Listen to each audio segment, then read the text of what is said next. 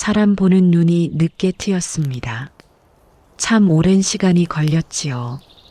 돌이켜보면 젊은 시절엔 참 어리석었습니다.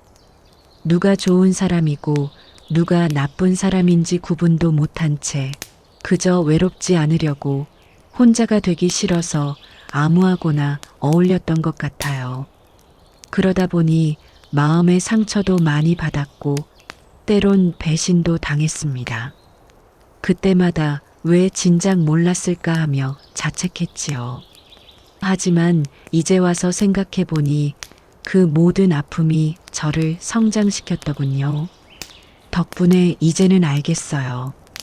어떤 사람을 절대 곁에 두면 안 되는지 말입니다. 인생을 살다 보면 참 많은 사람들을 만나게 됩니다. 그 중엔 정말 좋은 사람도 있고 그저 스쳐 지나가는 인연도 있지요. 하지만 가끔은 내 인생에 독이 되는 사람들도 있습니다. 문제는 그런 사람들이 처음부터 나쁜 얼굴로 다가오지 않는다는 거예요. 오히려 친절하고 다정한 척하며 다가옵니다. 그래서 우리는 속고 상처받고 그제야 깨닫게 되지요. 아, 이 사람은 진심이 아니었구나 하고 말입니다. 제가 오늘 여러분께 들려드리고 싶은 이야기는 바로 이겁니다. 절대 곁에 두면 안 되는 3가지 부류의 사람들에 관한 이야기요. 이건 제가 수십 년을 살아오며 직접 겪고 배운 것들입니다. 만약 여러분 주변에 이런 사람이 있다면 아무리 정이 들었어도 아무리 외롭더라도 용기를 내서 멀리 하셔야 합니다. 그게 나를 지키는 길이니까요. 첫 번째로 말씀드릴 사람은 바로 필요할 때만 찾아오는 사람입니다. 여러분도 주변에 한두 명쯤은 있을 거예요. 평소엔 연락 한 번 없다가 뭔가 부탁할 일이 생기면 그때서야 전화를 걸어오는 사람 말입니다. 처음엔 반갑습니다. 오랜만이야, 잘 지냈어? 하며 안부를 물으니 기분이 좋지요. 하지만 대화가 길어질수록 뭔가 이상함을 느낍니다. 본론으로 들어가는 속도가 너무 빠르거든요. 있잖아. 내가 부탁 하나만 할게 하며 슬슬 꺼내기 시작합니다. 돈을 빌려달라거나 일을 좀 도와달라거나 아니면 누군가를 소개시켜 달라거나 부탁의 종류는 다양하지만 공통점은 하나입니다. 자기한테 필요한 게 생겼을 때만 나를 찾는다는 거예요. 그리고 일이 끝나면 다시 연락이 뚝 끊깁니다. 고맙다는 인사도 없고 그 후로 어떻게 지내는지 안부를 묻는 일도 없습니다. 마치 자판기 같은 거지요. 돈을 넣으면 물건이 나오는 그저 필요할 때만 이용하는 도구처럼 나를 대하는 겁니다. 이런 사람들의 심리가 뭘까요? 사실 그들은 인간관계를 거래로 생각합니다. 내가 무언가를 줄 수 있을 때만 가치 있는 사람이고 줄 게 없으면 무가치한 사람이라고 여기는 거예요. 그러니 평소엔 관심도 없다가 필요할 때만 나타나는 겁니다. 이런 사람들은 진정한 친구가 아닙니다. 그저 나를 이용하려는 사람일 뿐이지요. 제 친구 중에도 그런 사람이 있었습니다. 학창 시절부터 알고 지낸 사이였는데 졸업하고 나서는 몇 년씩 연락이 없다가 갑자기 전화를 걸어왔어요. 야, 오랜만이다. 요즘 어떻게 지내? 하길래 반가운 마음에 이것저것 이야기를 나눴지요. 그런데 대화 끝에 하는 말이 있잖아. 내가 사업을 시작하려는데 투자 좀 해줄 수 없어? 였습니다. 그 순간 모든 게 이해가 되더군요. 이 친구는 나한테 돈이 필요해서 연락한 거구나 하고 말입니다. 처음엔 거절하기가 참 힘들었어요. 오랜 친구인데 모른 척하기가 미안했거든요. 하지만 곰곰이 생각해보니 화가 났습니다. 진짜 친구라면 평소에도 안부를 물었을 텐데 이 사람은 필요할 때만 나타난 거잖아요. 그래서 정중하게 거절했습니다. 미안한데 지금은 여유가 없어서 도와줄 수가 없네 하고 말이지요. 그러자 그 친구는 금방 태도가 변하더군요. 그래, 알았어 하고는 그 뒤로 다시 연락이 끊겼습니다. 그때 확실히 깨달았지요. 이 사람은 나를 친구가 아니라 필요할 때 쓰는 도구로 본 거구나 하고 말입니다. 이런 사람들을 곁에 두면 어떻게 될까요? 처음엔 베풀어 주는 게 기분 좋습니다. 내가 이 사람한테 도움이 되는구나 하며 뿌듯해하지요. 하지만 시간이 지날수록 지칩니다. 내가 줘도 감사해하지 않고 당연하다는 듯이 받기만 하니까요. 그러다 어느 순간 내가 힘들어서 도움을 요청하면 그 사람은 없습니다. 바쁘다며 사정이 있다며 피해버리지요. 그때 깨닫게 됩니다. 아, 이 사람은 나한테 받기만 하고 주지 않는 사람이구나 하고 말입니다. 인간관계는 주고받는 겁니다. 한쪽만 주고 한쪽만 받는 관계는 오래 갈 수 없어요. 그건 착취일 뿐이지 관계가 아닙니다. 만약 여러분 주변에 필요할 때만 찾아오는 사람이 있다면 용기를 내서 거리를 두세요. 그 사람은 여러분을 진심으로 아끼는 게 아닙니다. 그저 이용하려는 것 뿐이에요. 그런 사람을 곁에 두면 여러분만 손해보고 상처받습니다. 그렇다고 모든 부탁을 거절하라는 건 아닙니다. 진심으로 힘든 상황에서 도움을 청하는 친구라면 당연히 도와줘야지요. 하지만 평소엔 나 몰라라 하다가 필요할 때만 나타나는 사람, 그리고 일이 끝나면 고맙다는 말도 없이 사라지는 사람은 다릅니다. 그런 사람은 친구가 아니라 기회주의자예요. 그들을 멀리하는 게 나를 지키는 길입니다. 두 번째로 말씀드릴 사람은 무례함을 솔직함이라 착각하는 사람입니다. 이런 사람들은 참 교묘합니다. 상처 주는 말을 하면서도 나 원래 솔직한 성격이야 하며 정당화하거든요. 혹은 다 너 잘되라고 하는 말이야 하며 자기 말이 조언인 것처럼 포장합니다. 하지만 그들의 말을 듣고 나면 기분이 좋지 않습니다. 자존감이 깎이고 자신감이 떨어지지요. 그건 조언이 아니라 비난이기 때문입니다. 진정한 조언은 상대방을 배려하며 전달됩니다. 이렇게 하면 더 좋을 것 같아. 혹은 이 부분은 조금 개선하면 어떨까? 하며 부드럽게 말하지요. 하지만 무례한 사람들은 다릅니다. 너 그러니까 안 되는 거야. 너는 왜 맨날 그 모양이야? 하며 인격을 공격합니다. 그리고 상대방이 기분 나빠하면 왜 그래? 사실을 말했을 뿐인데 하며 오히려 화를 내지요. 이런 사람들은 자기가 상처를 줬다는 걸 인정하지 않습니다. 문제는 상대방이 예민해서라고, 농담을 못 알아듣는다고 탓하지요. 솔직함과 무례함은 다릅니다. 솔직함은 진실을 말하되 상대방의 감정을 존중하는 겁니다. 하지만 무례함은 상대방의 감정 따윈 신경 쓰지 않고 내 하고 싶은 말만 하는 거예요. 그러니 상처를 주는 겁니다. 만약 누군가 나 솔직한 사람이야 하면서 여러분의 자존감을 깎아내린다면 그 사람은 솔직한 게 아니라 무례한 겁니다. 제가 아는 분 중에도 그런 사람이 있었어요. 모임에 나가면 항상 사람들 기분을 상하게 만드는 분이었지요. 요즘 살 좀 쪘네? 관리 좀 해야 되는 거 아니야? 그 옷은 너한테 안 어울리는데? 하며 남의 외모를 평가했습니다.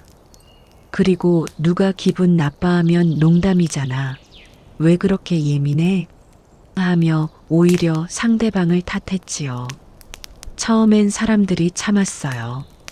그냥 저 사람 성격이 그런가 보다 하며 넘어갔습니다.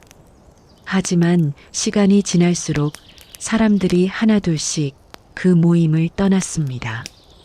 기분 나쁜 말을 들으면서까지 억지로 만날 필요가 없었으니까요. 이런 사람들의 문제는 자기 중심적이라는 겁니다. 상대방이 어떻게 느낄지는 전혀 생각하지 않고 자기 하고 싶은 말만 하지요. 그리고 상대방이 상처받으면 넌 왜 그렇게 예민해? 하며 책임을 떠넘깁니다.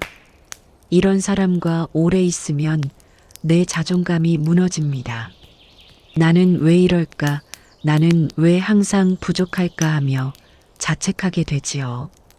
그러니 이런 사람은 절대 곁에 두면 안 됩니다.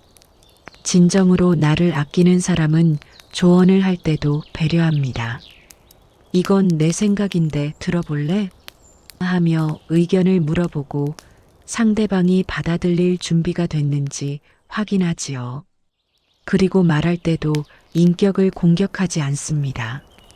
너는 안 돼가 아니라 이 부분을 이렇게 하면 더 좋을 것 같아 하며 구체적으로 말합니다. 그런 조언은 기분 나쁘지 않아요. 오히려 고맙게 느껴지지요. 하지만 무례한 사람의 말은 다릅니다. 듣고 나면 기분만 상하고 아무것도 남지 않습니다. 만약 여러분 주변에 나 솔직한 사람이야 하며 무례한 말을 일삼는 사람이 있다면 그 사람과는 거리를 두세요. 그 사람은 여러분을 성장시키는 게 아니라 여러분의 자존감을 깎아내리는 사람입니다. 진정한 친구는 나를 높여주는 사람이에요. 내 단점을 지적하더라도 존중하며 말하고 내가 성장할 수 있도록 응원해주는 사람이지요. 하지만 무례한 사람은 그저 나를 낮춰서 자기가 우월하다고 느끼고 싶어 하는 겁니다. 그런 사람 때문에 상처받을 필요 없어요. 세 번째로 말씀드릴 사람은 앞과 뒤가 다른 사람입니다. 이런 사람들이 가장 위험합니다. 왜냐하면 겉으로는 친절하고 다정해 보이거든요. 내 앞에서는 웃으며 좋은 말만 하고 관심 있는 척, 아끼는 척 합니다. 그래서 처음엔 속기 쉽지요. 이 사람은 정말 좋은 사람이구나 하며 믿게 됩니다. 하지만 뒤에서는 정반대예요. 내가 털어놓은 고민이나 약점을 다른 사람들한테 퍼뜨리고 내 험담을 하고 다니지요. 그러다 나중에 다른 사람을 통해 그 사실을 알게 되면 배신감이 엄청납니다. 이런 사람들은 왜 그러는 걸까요? 여러 가지 이유가 있겠지만 대부분은 자기 이익을 위해서입니다. 남의 비밀을 캐내서 다른 사람들한테 전하면 자기가 정보통인 것처럼 보이거든요. 혹은 남을 깎아내려야 자기가 올라간다고 착각하는 경우도 있습니다. 너 그 사람 알아? 사실 걔는 이런 문제가 있어 하며 남의 약점을 폭로하면서 자기가 우월하다고 느끼는 거지요. 이런 사람들에겐 신이라는 게 없습니다. 오직 자기 이익만 생각할 뿐이에요. 제가 겪었던 일을 하나 말씀드릴게요. 직장 생활할 때 친하게 지내던 동료가 있었습니다. 점심시간마다 같이 밥을 먹고 퇴근 후에 차 한잔하며 이야기를 나누던 사이였지요. 그 사람한테 제 고민도 많이 털어놨어요. 회사 생활이 힘들다는 것, 상사와의 관계가 어렵다는 것, 이런저런 속마음을 다 이야기했습니다. 그 사람은 늘 공감해주고 위로해줬어요. 힘들었겠다. 나도 내 편이야 하며 다정하게 말해주더군요. 그래서 전 그 사람을 진짜 친구라고 생각했습니다. 그런데 몇 달 후에 알게 됐어요. 그 사람이 제가 털어놓은 이야기들을 다른 동료들한테 다 퍼뜨리고 다녔다는 걸 말입니다.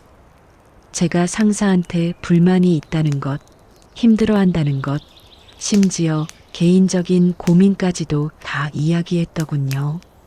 나중엔 그게 상사 귀에까지 들어갔습니다. 상사는 저를 불러서 내가 나한테 불만이 많다던데? 하며 따졌고 전 어떻게 대답해야 할지 몰라 당황했지요. 그때 느낀 배신감은 말로 표현할 수가 없었습니다. 그 동료와 대면했을 때 그 사람은 이렇게 말했어요. 미안해. 그냥 대화하다 보니 나온 이야기야. 악의는 없었어 하고 말입니다. 하지만 악의가 없다고 해서 용서가 되나요? 제가 믿고 털어놓은 이야기를 함부로 퍼뜨린 건 명백한 배신입니다. 그 후로 전 그 사람과 거리를 뒀습니다. 더 이상 개인적인 이야기를 하지 않았고 업무 관계로만 지냈지요. 신뢰가 한번 깨지면 회복하기 어렵다는 걸 그때 배웠습니다. 앞과 뒤가 다른 사람들의 특징은 일관성이 없다는 겁니다. 내 앞에서는 어라고 말하고 다른 사람 앞에서는 비라고 말하지요. 그러다 보니 거짓말도 자연스럽게 나옵니다. 나 그런 말 안 했어. 오해야 하며 빠져나가려고 하거든요. 이런 사람과는 깊은 관계를 맺을 수 없습니다. 언제 뒤통수를 맞을지 모르니까요. 진정한 친구는 앞과 뒤가 같습니다. 내 앞에서 하는 말과 뒤에서 하는 말이 다르지 않지요. 내가 없을 때도 나를 옹호해주고 내 비밀을 지켜주는 사람입니다. 그런 사람이 진짜 친구예요. 하지만 이중적인 사람은 다릅니다. 상황에 따라 태도가 바뀌고 이익에 따라 입장이 달라지지요. 그러니 믿을 수가 없는 겁니다. 만약 여러분 주변에 앞과 뒤가 다른 사람이 있다면 절대 개인적인 이야기를 하지 마세요. 그 사람한테 약점을 보이면 언젠가 그게 무기가 되어 돌아옵니다. 겉으로 아무리 친절하고 다정해 보여도 뒤에서 다른 행동을 한다면 그 사람은 신뢰할 수 없는 사람입니다. 거리를 두고 조심스럽게 대하세요. 그게 나를 지키는 방법입니다. 이 세 가지 부류의 사람들, 즉 필요할 때만 찾는 사람, 무례함을 솔직함으로 착각하는 사람, 앞과 뒤가 다른 사람을 곁에 두면 어떻게 될까요? 여러분의 인생은 점점 피폐해집니다. 에너지는 빠져나가고 자존감은 낮아지고 사람에 대한 신뢰도 잃게 되지요. 그러다 보면 사람이란 다 이런 건가 하며 세상을 부정적으로 보게 됩니다. 하지만 그건 사실이 아니에요. 나쁜 사람들 때문에 좋은 사람까지 못 보게 된 것뿐입니다. 오래전에 읽었던 쇼펜하우어의 글이 생각납니다. 그는 이렇게 말했지요. 사람은 고슴도치와 같다고 말입니다. 추운 겨울에 고슴도치들이 따뜻함을 얻으려고 서로 가까이 붙습니다. 하지만 너무 가까이 가면 가시에 찔려 아프지요. 그렇다고 너무 멀리 떨어지면 추워서 견딜 수가 없습니다. 그래서 고슴도치들은 적당한 거리를 찾아야 합니다. 서로 찔리지 않으면서도 따뜻함을 나눌 수 있는 거리 말이지요. 사람도 마찬가지입니다.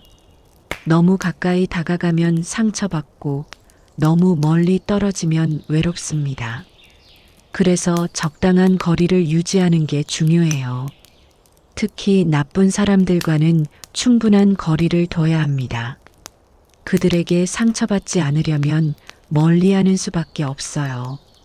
외로울까봐, 혼자 남을까봐 두려워서 나쁜 인연을 붙잡고 있으면 결국 더 큰 고통만 남습니다. 공자도 비슷한 말을 했습니다.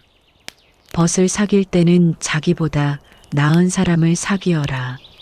자기만 못한 사람과 사귀지 말라고 말이지요. 여기서 나은 사람이란 단순히 능력이 뛰어나거나 부자인 사람을 뜻하는 게 아닙니다. 인격이 훌륭하고 성실하며 진실한 사람을 말하는 거예요. 그런 사람과 함께 있으면 나도 좋은 영향을 받아 성장합니다. 하지만 인격이 좋지 않은 사람, 거짓된 사람과 함께 있으면 나도 그렇게 변하기 쉽지요. 그래서 인간관계를 정리하는 게 중요합니다. 나쁜 인연을 쳐내야 좋은 인연이 들어올 자리가 생기거든요. 생각해 보세요. 만약 여러분의 인생이 꽉 찬 방이라면 나쁜 사람들이 그 자리를 다 차지하고 있는 겁니다. 그러면 좋은 사람이 들어올 자리가 없어요. 하지만 나쁜 사람들을 내보내면 빈자리가 생깁니다. 그 빈자리에 좋은 사람들이 들어올 수 있는 거지요. 이게 바로 여백의 지혜입니다. 여백이란 비어있는 공간입니다. 하지만 그 비어있음이 무가치한 게 아니에요. 오히려 그 빈 공간이 있기 때문에 새로운 것이 들어올 수 있는 겁니다. 인간관계도 마찬가지예요. 나쁜 인연으로 꽉 차 있으면 좋은 인연이 들어올 여지가 없습니다. 하지만 용기를 내서 나쁜 인연을 정리하면 그 자리에 진짜 나를 아끼고 사랑해주는 사람들이 들어옵니다. 물론 처음엔 외롭습니다. 나쁜 인연이라도 함께 있으면 외롭지는 않았으니까요. 하지만 그 외로움은 잠깐입니다. 시간이 지나면 깨닫게 되지요. 아, 혼자 있는 게 훨씬 낫구나 하고 말입니다. 나쁜 사람들과 함께 있을 때 느꼈던 불편함, 스트레스, 상처가 사라지니까요. 마음이 편안해지고 에너지가 회복됩니다. 그러면 자연스럽게 좋은 사람들이 다가오기 시작해요. 긍정적인 에너지를 가진 사람은 긍정적인 사람을 끌어당기거든요. 어떤 분들은 이렇게 말씀하실 겁니다. 그래도 정이 있는데 어떻게 끊어요? 하고 말이지요. 정, 참 무서운 단어입니다. 한국 사람들은 정 때문에 많은 고통을 받아요. 나쁜 사람인 줄 알면서도 정 때문에 참고 또 참다가 결국 큰 상처를 받지요. 하지만 생각해 보세요. 그 사람이 여러분한테 정이 있었나요? 필요할 때만 찾고 무례하게 대하고 뒤에서 험담하는 사람이 정이 있는 걸까요? 아니에요. 그건 정이 아니라 여러분의 일방적인 집착입니다.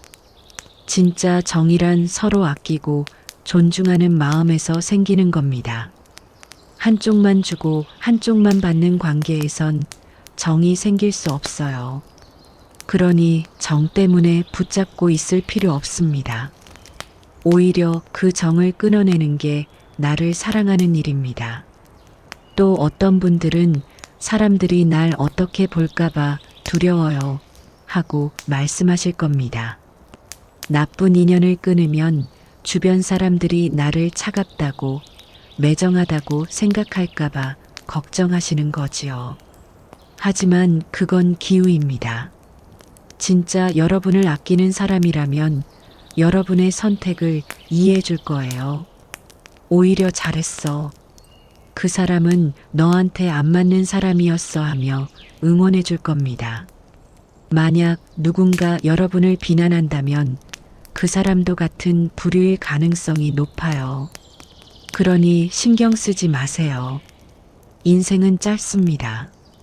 우리한테 주어진 시간은 한정되어 있어요. 그 소중한 시간을 나쁜 사람들한테 쓸 필요가 있을까요? 나를 소중히 여기지 않는 사람들을 위해 에너지를 쏟을 이유가 있을까요? 없습니다. 우리는 우리 자신을 위해 살아야 해요. 나를 진정으로 아끼는 사람들과 함께하거나 혹은 혼자서라도 평안하게 사는 게 훨씬 낫습니다. 고독을 두려워하지 마세요. 혼자 있는 시간은 나를 돌아보고 성장할 수 있는 기회입니다.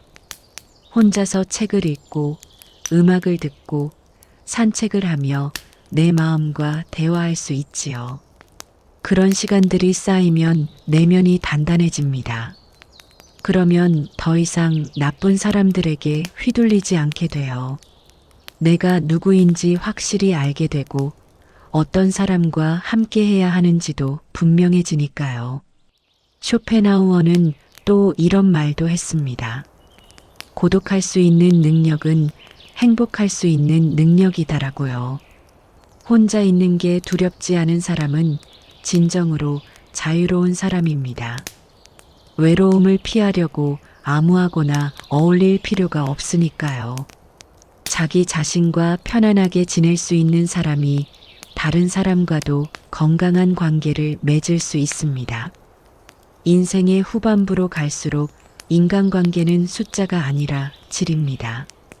100명의 아는 사람보다 한 명의 진짜 친구가 낫지요.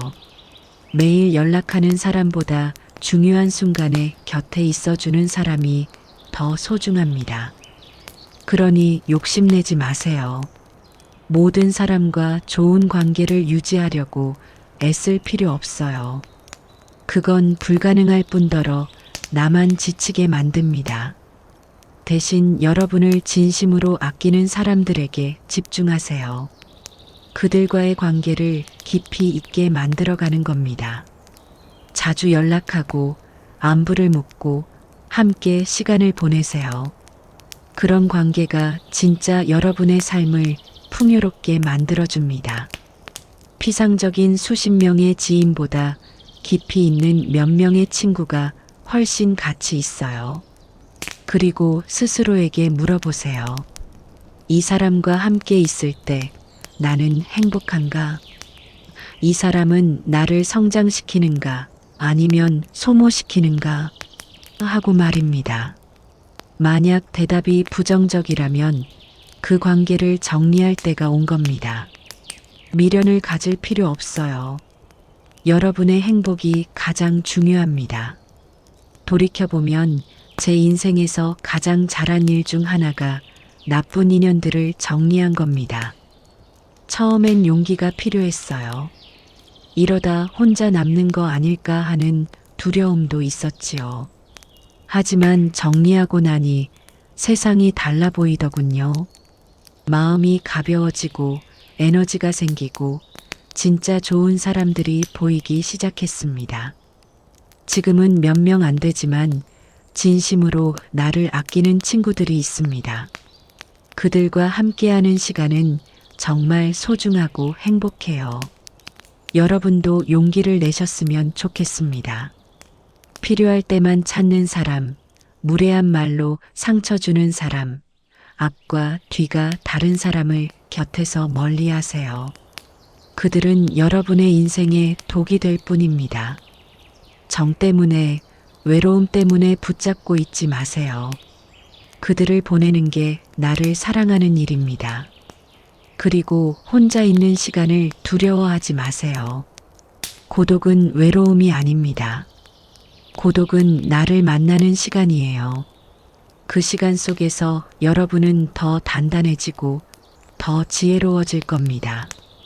그러면 자연스럽게 좋은 사람들이 다가옵니다. 에너지가 맞는 사람들이 모이는 법이니까요. 인생은 여러분 것입니다. 남 눈치 보며 살 필요 없어요. 나쁜 사람들한테 맞춰줄 이유도 없습니다. 여러분을 귀하게 여기는 사람들과 함께하거나 혼자서라도 평안하게 사세요. 그게 가장 현명한 선택입니다. 마지막으로 이 말씀을 드리고 싶네요. 사람 보는 눈은 경험을 통해 트입니다. 한두 번 속고 상처받고 배신당하면서 배우는 거예요. 그러니 과거에 나쁜 사람들을 걸러내지 못했다고 자책하지 마세요. 그건 여러분의 잘못이 아닙니다. 다만 이제는 아시잖아요. 어떤 사람을 멀리해야 하는지 말입니다. 그 지혜를 가지고 앞으로 나아가세요. 여러분의 남은 인생이 진짜 여러분을 아끼는 사람들로 채워지길 바랍니다. 그리고 혼자 있는 시간도 충분히 누리시길 바랍니다.